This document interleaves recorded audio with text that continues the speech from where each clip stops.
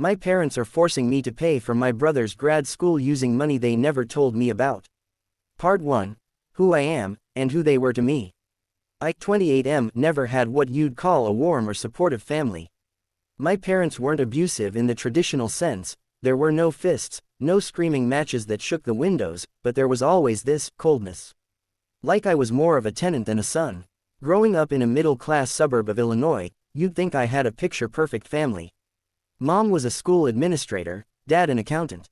We had a decent house, 2 cars, and even a dog named Max. But behind all that suburban normalcy was a sense of distance I could never quite bridge. My younger brother, Jake 24M, on the other hand, was the golden boy.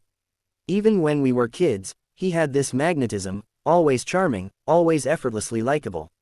If I got a B+ in math, my dad would mutter something about slipping standards. If Jake got a C, it was, well, he tried, and math is hard anyway. I learned early on that if I wanted something, I'd have to figure it out myself. Whether it was learning to tie my own tie for school events or applying for college scholarships, I had to become my own support system. My parents were physically present, sure, but emotionally absent. Think of the type of parents who sit silently at your graduation while scanning their phones, then later ask, "So, when are you moving out?" My relationship with them soured further when I decided not to go into finance like my dad wanted. I loved computers, more specifically, coding. I wanted to build things, break things, understand how it all worked. But to them, anything less than a law or business degree was a waste of time. They made it clear, if I chose that tech crap, I'd be on my own. And I was. I worked part-time jobs all through college, fast food, tutoring, freelance programming gigs. I lived on ramen and caffeine, sacrificing nights out and even sleep just to make it through. Meanwhile, Jake had a car bought for him on his 17th birthday, full access to Dad's Amex, in emergencies, and a habit of switching majors like socks. We haven't been close for years. There's a whole lot of history between us, resentment, jealousy, misunderstandings, and a few moments of painful clarity. I've been civil with my family, more out of politeness than love. I text back during holidays, send birthday messages that feel more like HR memos, and occasionally visit for Thanksgiving, where I spend the whole meal feeling like I'm on the outside looking in. So that's the backdrop: an emotionally distant family, a golden child brother, and me, the one who made it out, but not without scars. I thought I'd paid my dues.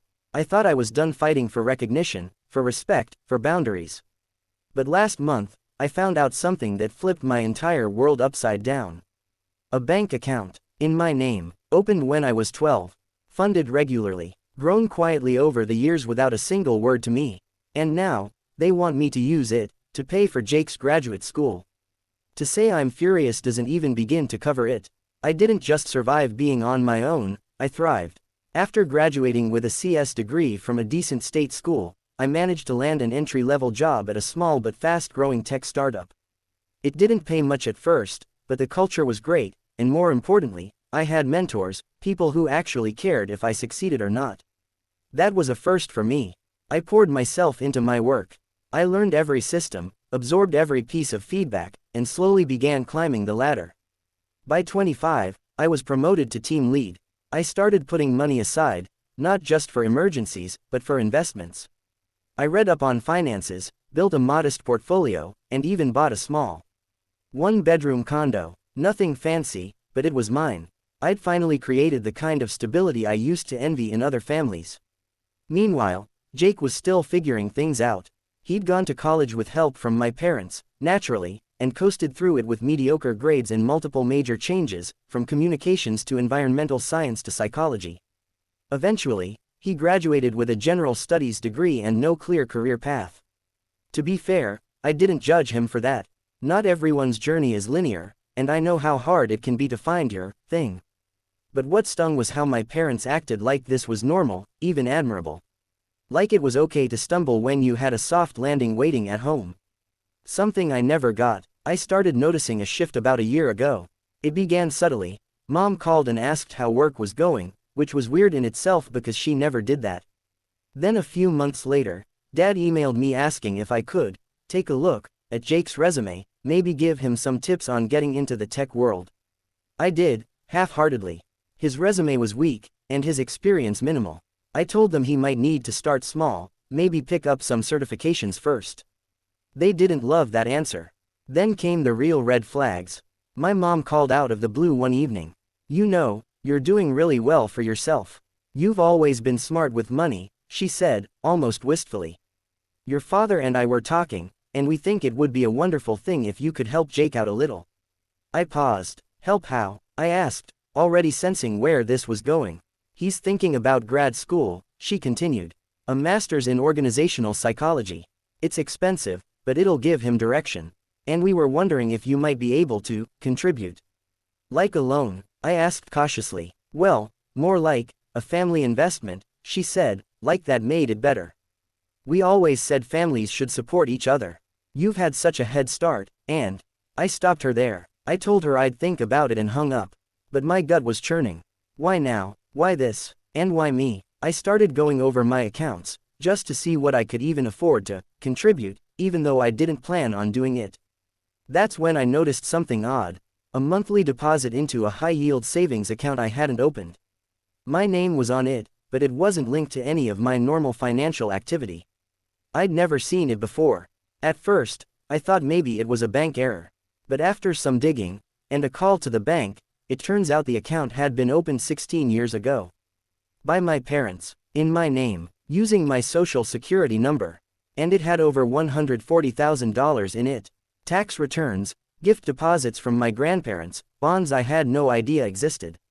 And now, conveniently, it was the perfect amount to pay for Jake's 3-year graduate program and living expenses. I sat there staring at the number, my hands shaking.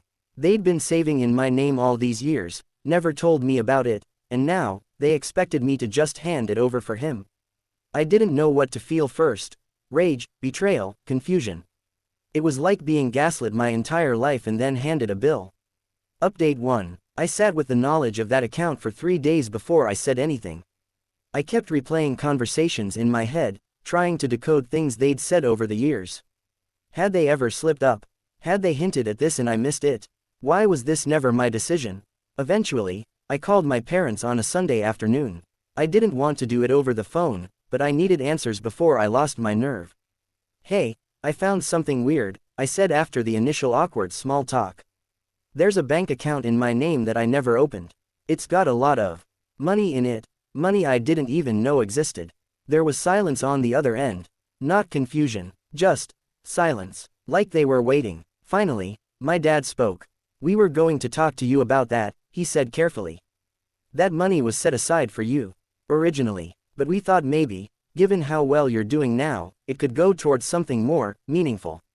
"More meaningful than me," I shot back, louder than I meant to. "You saved that money in my name. You never told me. You never gave it to me. You just kept it, like a carrot on a stick." "Don't be dramatic," my mom chimed in. "We always did what we thought was best. That money was meant to give someone in this family a leg up. You already got there on your own. Jake needs it now." I was stunned. They really believed this made sense. Like it was some merit-based redistribution of wealth. "You kept my name on it," I said slowly. "That means I'm legally responsible for it. If anything had gone wrong with that account, the IRS wouldn't have come knocking on your door, they would have come to me. You used my name for your plans without even asking. It's not like we took anything from you," Dad snapped. "We saved it for you. And now we're just reallocating." That word, reallocating, made me want to scream. Jake wasn't on the call, but I couldn't stop thinking about him. Did he know? Was he part of this plan? Or was he just being handed the silver platter without asking where it came from? I told them I needed time to think. That I wasn't making any decisions about that money until I got some legal advice. My mom accused me of being paranoid. My dad warned me not to burn bridges over a few dollars. A few dollars. $140,000 wasn't a few dollars. It was a future. It was safety. It was mine. But still, after I hung up, I sat in my kitchen for hours, questioning myself. I kept thinking about all the things they'd done over the years to make me feel like I was being selfish for wanting boundaries. For wanting fairness. And I felt it again. This awful, gnawing guilt. Was I wrong for not wanting to help Jake? Was I just being bitter? I called my friend Maya later that night. She's a lawyer and one of the most grounded people I know. After I told her everything, She went dead silent. Then she said something that hit me like a truck. That money may be in your name, but if they deposited it without giving you control over it, there might be some legal gray area. You need to lock that account down now. Like now. And you need to prepare yourself, because it sounds like they're not going to let this go quietly. She was right. I'd always backed down with my parents. Always chose the path of least resistance. But this time, the stakes were different. This wasn't just about family or money. This was about ownership, about autonomy, and I wasn't going to lose that again. Update 2. After the phone call with my parents, I couldn't shake the feeling that something deeper was going on. The casual way they talked about the money, the assumption that I would just go along with it.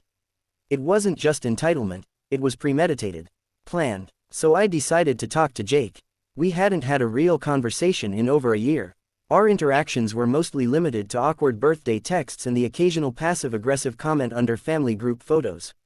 But I needed to know if he was aware of the money. If he knew it was in my name. If he knew how deep our parents' manipulation ran. I texted him, "Can we talk? Just the two of us?" He replied quickly, "Sure, what's up?" We met at a coffee shop halfway between our apartments.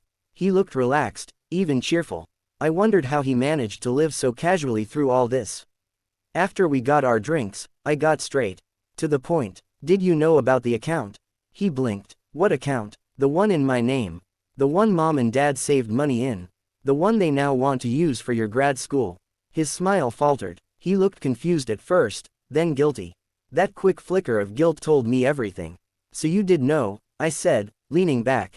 He sighed, looking down into his coffee. "They told me about it a few months ago.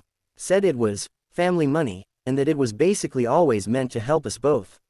I didn't know it was legally yours. It has my name, my social security number, and they never even told me about it. They opened it when I was 12.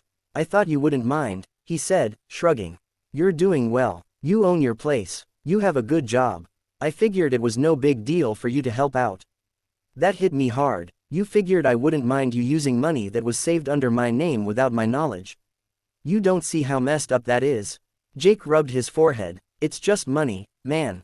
We're family." There it was again. That line. "It's just money. We're family." The family line that always translated into "your boundaries don't matter and your autonomy is optional." "No, Jake," I said, quieter but sharper. "It's not just money. It's control. It's the fact that they never told me, never gave me a choice. They're asking me to sacrifice something I didn't even know I had, because they decided you deserve it more." He looked hurt, like I was being unfair. But I didn't care. I stood up. "I'm not paying for your grad school. And I'm not letting them get away with this." As I walked away, he didn't call after me. He just sat there, maybe thinking, maybe not, but for the first time in a long time, I didn't care if he understood me. I just cared that I understood myself. That night, I logged into the account and added multi-factor authentication. I updated the contact information, changed the password, and removed any external links they might have set up. I printed every single statement from the last decade and highlighted every deposit and withdrawal. Then I called Maya again. They opened this when I was a minor. Funded it themselves, in my name, without disclosure. "Is that legal?" "Depends on how it was structured," she said. "But the bigger issue is that they no longer control it, and they're going to realize that soon. Brace yourself." She was right again, because the next morning, my mom showed up at my apartment unannounced. She knocked like she owned the place. No text, no call. I opened the door and she walked right past me like it was her home. "What the hell do you think you're doing?" she snapped. "Your father tried to check on the account and couldn't get in. Did you lock us out?" "It's my account," I said. "Legally and financially. You had no right to keep that from me. I'm protecting myself." She laughed bitterly. "You ungrateful child. We saved that for you, for this family. And now you're acting like we robbed you. Because you did." That silenced her for a moment. She looked at me, really looked at me, for probably the first time in years, and didn't see the kid who used to cave to guilt trips. She saw someone else, someone she didn't control anymore. "You'll regret this," she said coldly. "Families support each other, and you've just made yourself the enemy. If that's what standing up for myself makes me, then so be it." She slammed the door on the way out. And for the first time, I didn't feel fear or guilt. I felt free. Update 3. After that confrontation with my mother, there was radio silence. No calls, no texts, not even passive-aggressive emails. It was eerie, and I'd be lying if I said it didn't get to me. My whole life, I'd operated on this unspoken understanding that conflict with my parents had to be short-lived. They'd get mad, I'd cave, and we'd pretend everything was fine. That cycle had been playing out since I was a teenager. But this time was different. This time, I didn't back down. I met with Maya in person a few days later. She came over to my condo, and we went through everything, the account statements, the history of deposits, even a few emails I found from my parents referencing the account indirectly. She read everything silently, scribbling notes like she was building a case. Because, well, she was. Here's the thing, she said. They opened the account in your name, and if it wasn't set up as a custodial account under something like UTMA or UGMA, then it was technically your asset the whole time. Even if you were a minor. So they've had access to it for years, even though it was legally mine. Exactly, and that access may have included controlling funds they didn't disclose, which could be seen as fraudulent if they ever withdrew anything or attempted to transfer ownership without your knowledge. That word again, fraudulent. It hit differently hearing it out loud. I don't want to sue my parents, I said slowly, unsure if I even meant it. I just want this to stop. I want control over what's mine. I want to make sure they can't touch a cent of it. Then let's start with a formal cease and desist, Maya said. It's not nuclear. It's just a clear legal warning. It tells them they no longer have a right to access or interfere with the account. And if they try anything after that, we move forward with stronger action. I agreed. We sent the letter the next day. I expected another explosion, but again, silence. For about a week. Then the guilt campaign started. First came the text from my dad. We're disappointed in the way you've chosen to handle this. This isn't what families do. Then Jake emailed me, unusually formal. I get that you feel hurt, but I didn't ask for any of this. I just wanted a chance to move forward in life like you did. And finally, a handwritten letter from my mom, mailed to my condo. We raised you, we gave you everything we could, and now you're using lawyers against your own parents. If you think money is more important than blood, then maybe we failed after all. I don't think I've ever cried from a letter before, but I did that day. Because deep down, a part of me did feel like a villain. Like maybe I'd crossed some unforgivable line.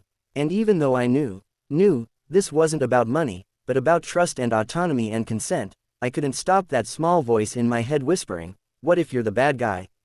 I took a few days to sit with it. I skipped work, turned off my phone, canceled a date. I just existed. I let the guilt rise and fall like waves, until it finally started to make sense. They weren't upset because I betrayed them. They were upset because I stopped letting them use me. That realization changed everything, so I made a final decision. I would go a step further, not out of spite, but to protect myself. I had Maya help me move the entire account into a new financial institution, set up under a trust I controlled, with security locks and zero outside access. I also began the process of filing a formal record of custodial mismanagement, not necessarily to pursue charges, but to have a legal paper trail, just in case. Jake called a week later. I didn't answer. Then he texted, "You really think this ends well for you?" I stared at the screen for a long time. Not angry, not scared, just done. So I replied, "I think it finally starts to." Final update. It's been 3 months since I took legal control of the account. I haven't heard from my parents since the last text from my dad. No updates, no apologies, no effort to repair things. My brother, too, has gone quiet, except for one last jab he left on my LinkedIn of all places, a vague, passive-aggressive comment about how some people forget who helped them get where they are. I left it up, not because I agreed, but because it reminded me why this happened. For most of my life, I believed that silence was safer. That if I didn't fight back, didn't push too hard, maybe I'd keep the peace. But peace isn't just the absence of conflict, it's the presence of respect. And my family never really respected me. Not when I worked 2 jobs to pay for college while Jake got a free ride. Not when I built a life they never once acknowledged without turning it into an opportunity to ask for something. And definitely not when they decided that money they'd hidden in my name, without my knowledge, should be handed to Jake because I'd already made it. The truth is, I haven't fully made peace with what happened. There's no neat bow to tie this story up with. I didn't come out of this with a glowing sense of triumph or a sitcom-style reconciliation where my parents cry and say, "We were wrong. We're proud of you." But what I did come out with was something better than approval: boundaries. My lawyer helped finalize everything last week. The trust is set, the account is secure. I've even started donating a small portion of the funds to scholarships for first-generation college students, kids like me who had to fight for everything, even the right to feel supported. I thought about using the rest for a new down payment, or maybe to go back for a master's of my own. Not to prove anything, but just because I want to. There are still moments where I feel the loss. Not of the family I had, but of the family I always wished I had. The kind that shows up, lifts you up, tells you they're proud. I realize now that I've been grieving that fantasy for years. But letting go of that dream has made space for something else: people who choose me. Friends who don't make love conditional. Mentors who see my value without needing to take anything from me. A life I built, not because of my parents, but in spite of them.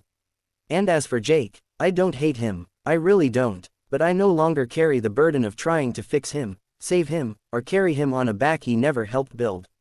If one day he figures things out and wants to reconnect with honesty, I'll consider it. But not at the cost of myself again. Never again. So to anyone reading this who's been told that family is everything, remember, family doesn't get to demand your future just because they were there for your past. Sometimes, the people who call themselves family are just the first ones who teach you how to say no. And sometimes, saying no is the most powerful thing you'll ever do.